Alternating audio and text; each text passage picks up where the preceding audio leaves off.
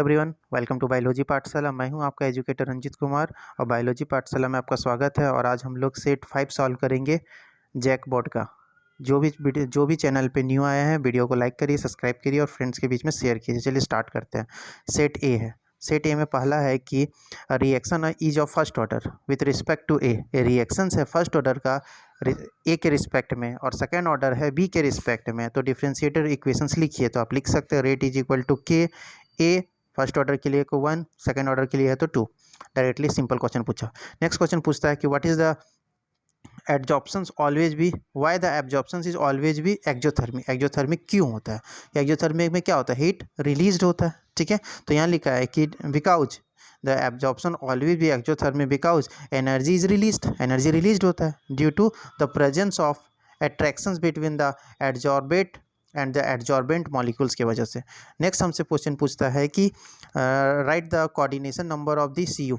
Copper का coordination बताइए coordination compounds में। तो जिसको निकालना है उसको x लेना है और ये 6 है तो 6 लिखेंगे। और ये हमारा एक न्यूट्रल लिगेंड है, न्यूट्रल लिगेंड इसलिए 0 होता है। और ये क्लोरीन है तो क्लोरीन 3, क्लोरीन है तो 3 और क्लोरीन का -1 होता है, इज इक्वल टू 0। अगर सॉल्व करते हैं तो +3 आता है। ठीक है, फिर हमसे IPSC नेम पूछ रहा है। तो IPSC नेम दिया हुआ है, IPSC नेम को हम लोग इलाबोरेट कर चुके हैं यहाँ पे। तो ये CO कार्बोक्सिलिक एसिड है, कार्बोक्सिलिक एसिड को COOH लिख सकते हैं। इसको एक्सप्लेन कर दिए, हम लोग हाइड्रोजन नहीं डाले हैं तो हाइड्रोजन आप डाल सकते हैं सिंपली। और यहाँ से नाम स्टार्ट करते हैं क्योंकि ये फंक्शनल ग्रुप है। 1 2 3 4 5 सॉरी 5 है तो 5 के लिए पेंट, 3 पे डबल बॉन्ड है तो 3 पे इन और 1 पे ओइक एसिड है तो 1 पे ओइक एसिड लिख दिया। चलिए right the name of the sugar present in RNA। RNA में कौन सा शुगर होगा? ये क्वेश्चन सेट 1 से लिया गया है। ये किस में होता है? Ribose sugar. मीन्स RNA का फुल फॉर्म लिखते हैं तो क्या होता है? Ribose nucleic acids. तो पूछ रहा है कि कौन सा शुगर होगा? राइबोज शुगर होगा।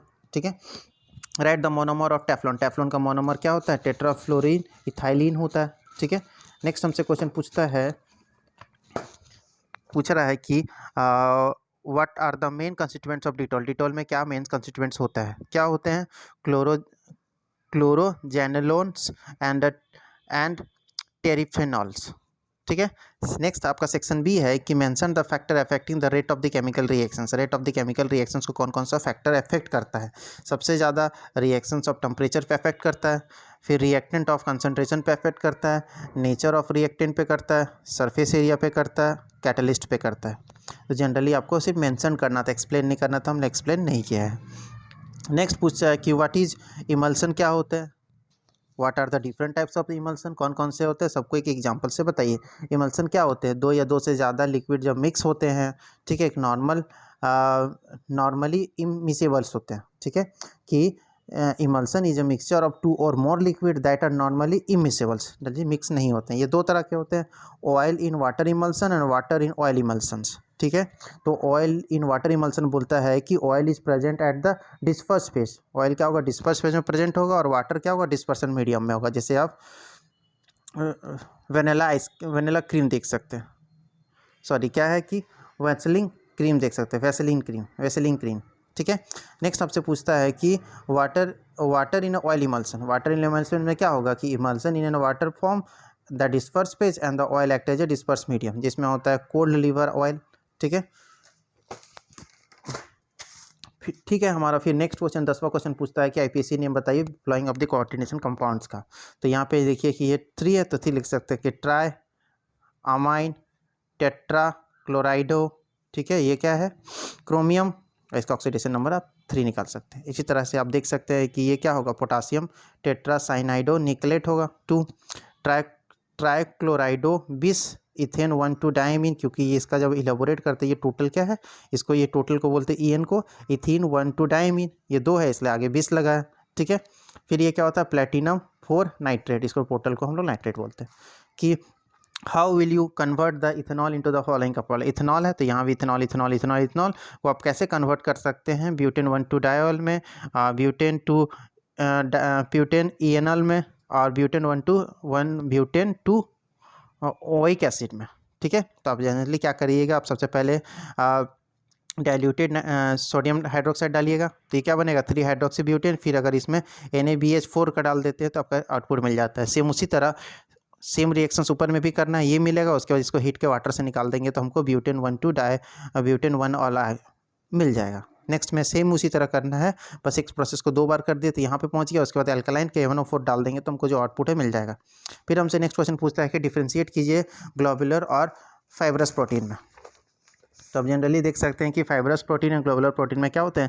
फाइब्रस प्रोटीन का जो शेप होता है लॉन्ग एंड नैरो रहता है, इसका शेप क्या होता है, राउंड एंड स्फेरिकल रहता है। ये are mostly insoluble in water, ये मोस्टली सॉल्युबल इन वाटर। ये रिपीटेड अमाइनो एसिड के सीक्वेंस से बनता है, ये इरेगुलर अमाइनो एसिड सीक्वेंस से बनता है। ठीक है, एग्जाम्पल में कोलेजन्स हो जाएगा, इसमें इंसुलिन हो जाएगा और हीमोग्लोबिन हो सकता है। Name the monomers of the Dacron. Dacron का मॉलिक्यूल क्या होगा, इथीन क्या होगा, ethylene, glycol and tetra phenephthalene होता है। Next, what are the artificial sweeting agents. Artificial sweetening agent क्या होता है, 2 एग्जांपल बताइए। सेट 4 से लिया गया है। ठीक है, are the method to prevent the food spoilage से बचाता है। फूड प्रिजर्वेटिव्स किया जाता है, जैसे शुगर होगा, साल्ट होगा, विनेगर होगा। अब सेक्शन सी की तरफ चलते हैं, जो 5 नंबर का क्वेश्चन होगा। पूछ रहा है कि rate constant for the first order reactions is इतना सेकंड, मतलब के दे दिया है। And how much time will be the taken, कितना टाइम लगेगा। Reduce the initial concentration of reactant and 1/16 of its value. तो हमको नहीं पता है तो मान सकते हैं कि let the M will be initial concentration जो पूछा है, फाइनल कंसंट्रेशन A/16 होगा, क्योंकि ये बता रहा है कि उसका इनिशियल कंसंट्रेशन के बराबर होगा। तो A/16, तो रेट कॉन्स्टेंट के दे दिया है। ठीक है, रेट कॉन्स्टेंट के दे दिया है, तो आप यहाँ से पुट कर सकते हैं कि T इक्वल टू 2.303 के log A not initial bye final. तो इसमें पुट कर सकते हैं 60 सेकंड्स। यहाँ से जब ये सॉल्व करते हैं तो आपका आंसर ये आएगा, टाइम निकल जाएगा। फिर सबसे इंपॉर्टेंट क्वेश्चन आपका डायग्राम। हम हमेशा बोल रहे हैं कि जो पी ब्लॉक का और डी ब्लॉक का जो भी डायग्राम है आपको रट के जाना है, वो 100% आएगा ही आएगा। तो देखिए यहाँ से उठा दिया है जैनॉल वाला।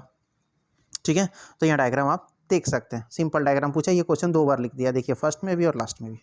तो हमने डायग्राम 4 ही बनाया। ठीक है, फिर हमसे 17 क्वेश्चन पूछता है कि write the short note of the following. Short note में आप देख सकते हैं कि क्या है। ठीक है, हम एक्सप्लेन नहीं कर रहे क्योंकि ये स्टोरी पार्ट है।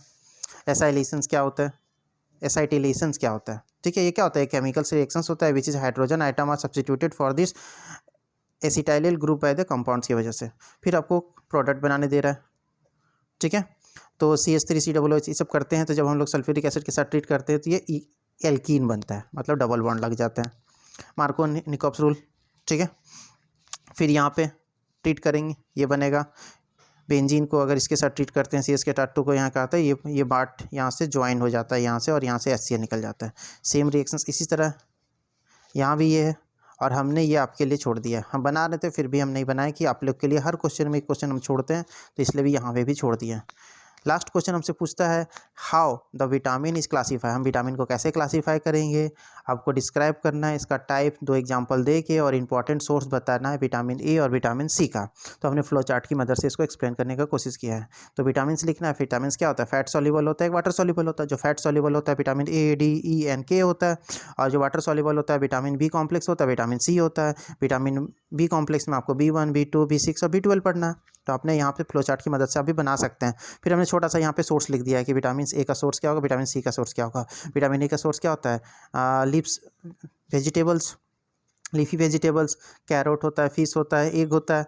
और इसमें क्या होता है, खट्टा चीज़ से मिलता है, तो लाइमन, आंवला, लेमन जूस, ऑरेंज, जो भी आपको डालना है। लेकिन हमने यहाँ पे एक्सप्लेन नहीं किया, ये माइंड रखिएगा, हमने यहाँ पे एक्सप्लेन नहीं किया। Describe the each types along with the 2 example के साथ आपको डालना था कि कहाँ से मिलता है, और 2 एग्जाम्पल आपको याद रखना है। हमने एक्सप्लेन नहीं किया, ये बात आप याद रखिए कि हमने एक्सप्लेन नहीं किया। आप इसको याद करिएगा और पढ़ के जाइएगा।